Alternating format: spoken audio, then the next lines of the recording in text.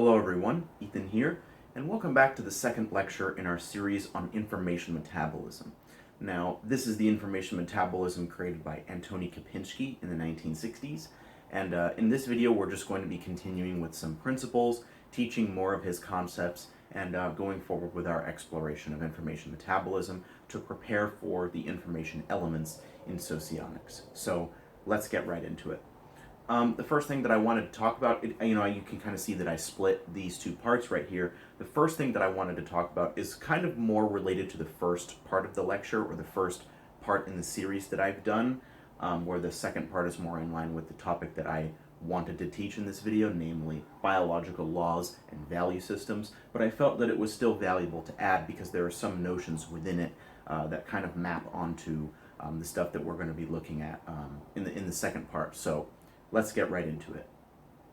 In the first part of the series, we talked about how the concepts of information, the three different definitions of each, and the concept of entropy can combine together to give us a very good cybernetic picture of how an organism reduces entropy in its surroundings to create survival benefit for itself. And so we can construe that the same way as we look at simple organisms and more complex organisms. We can say that simple organisms and complex organisms reduce uncertainties in their environment to allow for their own survival. From the point of view of cybernetics, each individual organism's information metabolism can be construed as a mapping between sensory input patterns and motor output patterns. Now, very simple organisms like flatworms, protozoa, bacteria, etc. are almost like robots, almost like very simple automata, because their range of behavior from transferring that sensory input to motor output is very limited. That is, the amount of behavior that these organisms can produce by themselves, and the range of this behavior is very, very limited, in contrast to more complex organisms like humans. For example, in order to solve a new type of problem, a simple organism must adapt with its body, with a process called natural selection. Now, this process is I'm sure many of you have heard of it, and many of you have studied it in school. This process is very unintelligent and probabilistic, and it's what has to happen for a simple organism to overcome difficult conditions in its environment when it is faced with a new problem. Yet, even though it is completely probabilistic and random in nature, it produces very intricate and complex designs, one of which is humans. But in contrast, much more complex organisms like humans, instead of needing natural selection to change their capabilities, they can accurately simulate possibilities in their mind, develop a consistent and reasonable internal representation of reality, and act on those possibilities to invent new tools that improve the capabilities of the species. And so this is a definite advantage, a definite evolutionary advantage over the processes of more simple organisms, and it can be construed in terms of much more complex behavior. In his 1996 paper, Life in the Universe, Stephen Hawking talked about this very stark difference between simple organisms and complex organisms, where he talked about how simple organisms engage in internal transmission. That is, in order to change their structure to adapt to environmental conditions, they actually had to change the structure of their DNA through mutation or natural selection or anything else that might occur. And this process is very slow and tends to accrete changes over millions and millions of years. Obviously, it does change organisms to a very significant degree, but it is very, very slow. Then, he argues that humans, in contrast to all other animals, plants, and life forms, can engage in a process known as external transmission, in which they use linguistic information, again, to simulate possibilities in their head and create a representation of reality that can be used to affect change on their surroundings. And he calls this a very significant leap in Darwinian evolution at the level of complex organisms. So that's kind of just one last point that I wanted to make about the reduction of uncertainty in the environment, is that humans are much, much more efficient at doing it than very simple organisms like bacteria, protozoa, and even some more complex organisms that don't have the use of language to, adequately monitor their development. So that's just one point that I wanted to add. That's one point that I wanted to add on to the next lecture. And now we're going to get into the second part of this that concerns the Kapinski's biological laws. Now, we're going to talk about the second part of this lecture, which concerns itself with biological laws and value systems. But before we do so, I want to return to a point that I covered in the first part of this lecture, and that was a very small point that talked about how we can sort of picture information metabolism in organisms as this mapping between a sensory input pattern and a motor output pattern. Now, obviously, that forgets a very important middle step between those two things, which is consciousness, obviously a very important step. But in terms of our demonstration here, we're just going to talk about those two independent things, the sensory input and the motor output. Now, let's think a little bit about the reality of our world as described by sensory input. Now, a lot of neurophysiological theories describe reality as consisting or stimuli or objects of perspective. And reading these theories, digesting these theories in modern culture, it's easy to assume that the things outside of our awareness actually exist, that things exist independent of our minds. But in a sense, in and of itself, it is impossible to construe those things as actually existing.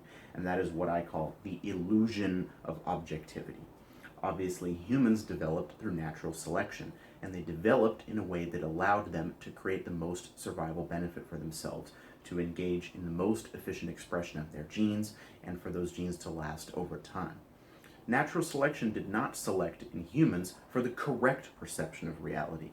Natural selection did not engineer humans to perceive reality as it actually is, only in terms of its benefit for survival purposes. And Jordan Peterson talks about this a little bit in some of his work. He talks about how the boundaries between objects, the boundaries between stimuli, are situation dependent and completely subjective to the individual, and that the amount that these boundaries can be organized with one another and the amount that they can overlap is extremely complex and unbelievably very, up in the air, I suppose you could say. And so all of this information that we take in as organisms has to be reduced down, and it has to be formulated in order for it to become informative. And Peterson talked about this when he said that stimuli and objects are only entities that can be construed in an affective relation to a goal, meaning an attitude towards a goal or a mood towards a goal. Basically, that humans take in stimuli, and those stimuli are used as a result of an attitude towards a goal.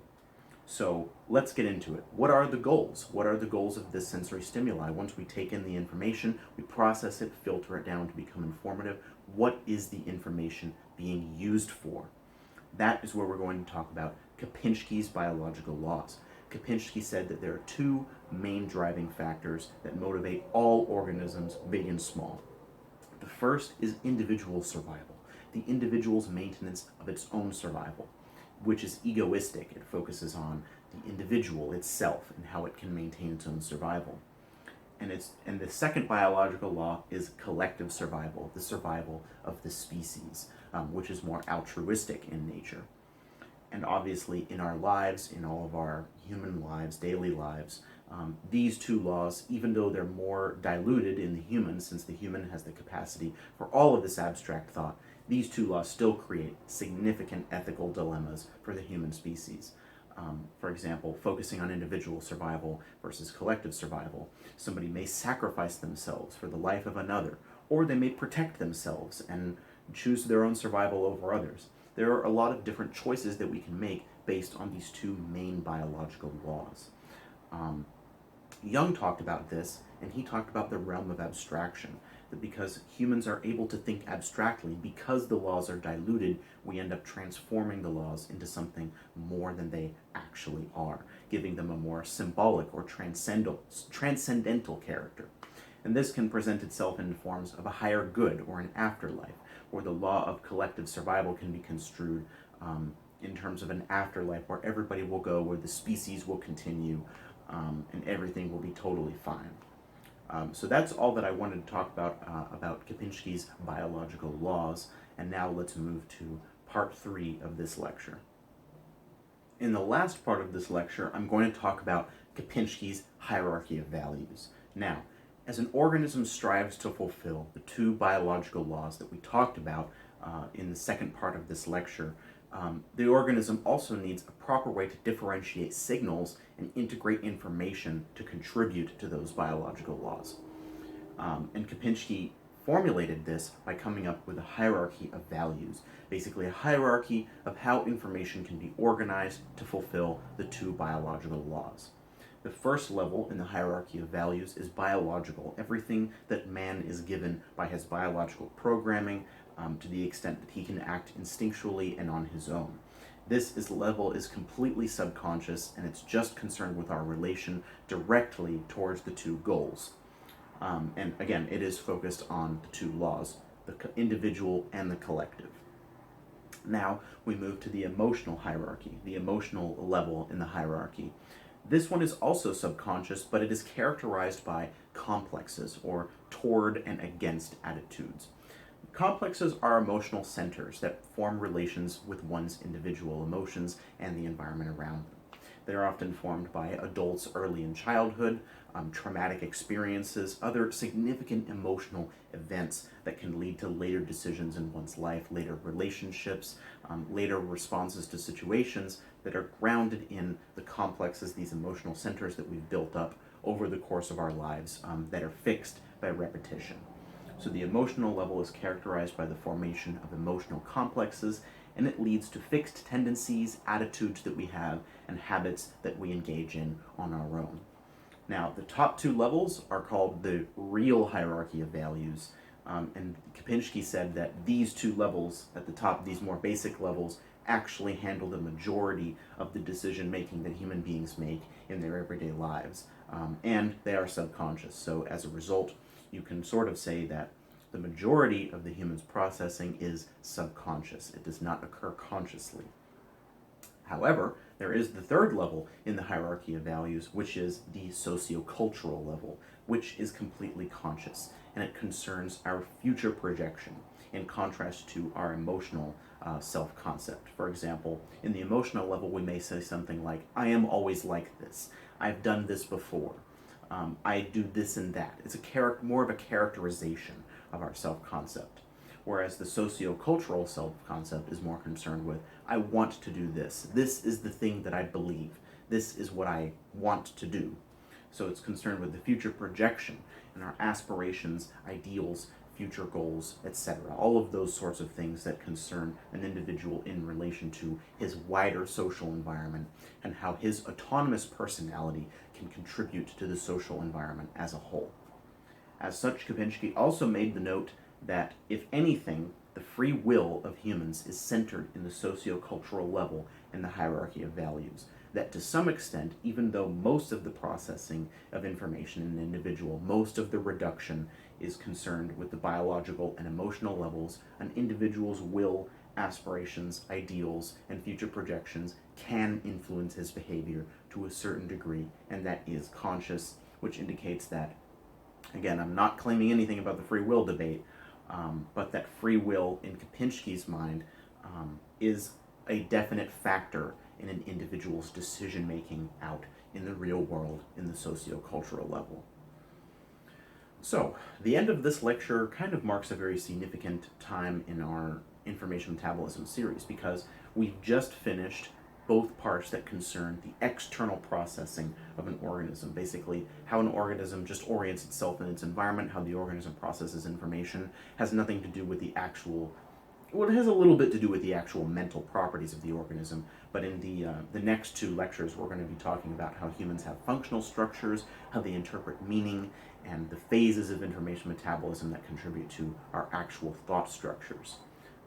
But in these first two lectures, we kind of went over what information means, how information is utilized by organisms, how the sensory input maps into motor output, how individuals integrate sensory stimuli according to the hierarchy of values, and how that hierarchy of values is incorporated into our goals with the biological laws. So that progression from information to the goals, the biological laws, and everything in between is just the exogenous or the external section of information metabolism. In the next two videos, I'm going to be turning my attention to the internal component of information metabolism, which is much more relevant to our understanding of socionics, in particular the information elements.